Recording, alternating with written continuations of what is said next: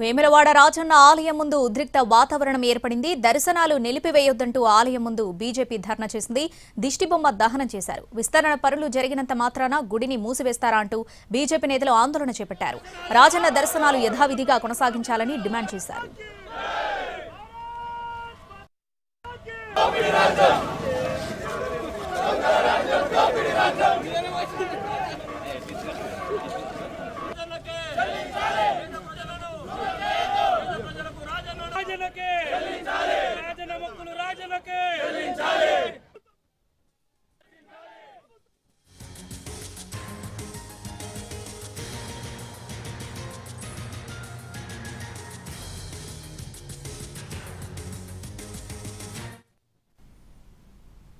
వేములవాడ రాజన్న ఆలయ విస్తరణ సమయంలో భక్తులకు ఎలాంటి ఇబ్బందులు కలగకుండా ప్రత్యామ్నాయంగా ఆర్జిత సేవలు ఏర్పాటు చేశామన్నారు ప్రభుత్వ విప్ ఆది శ్రీనివాస్.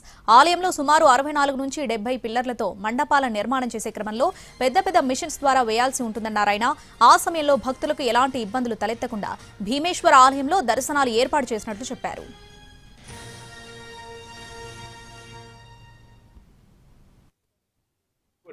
వచ్చిన భక్తులకు ప్రాచీన కాలం నాటి భీమేశ్వర ఆలయంలో కూడా అన్ని దర్శనాలు కల్పించాలని చెప్పి ప్రభుత్వం ముందస్తుకు ఒక ఆలోచన చేసుకొని శ్రీ శ్రీ శ్రీ విధుశేఖర భారతి శృంగేరి పీఠం వారి గారి అనుమతులతో ఇంచుమించు 4-5 సార్లు వెళ్ళి వారి అనుమతితో ఈ విధంగా ముందుకు పోవడం జరిగింది. వచ్చేటువంటి భక్తులకు ఇబ్బంది తలెత్తకుండా భక్తుల సేఫ్టీని దృష్టిలో పెట్టుకొని అంతరాలయంలో పనులు జరుగుతున్నప్పుడు మాత్రమే ఇబ్బంది తలెత్తకుండా ఉండడానికి కోసం ప్రత్యామ్నాయ ఏర్పాటు కూడా చేసినాం.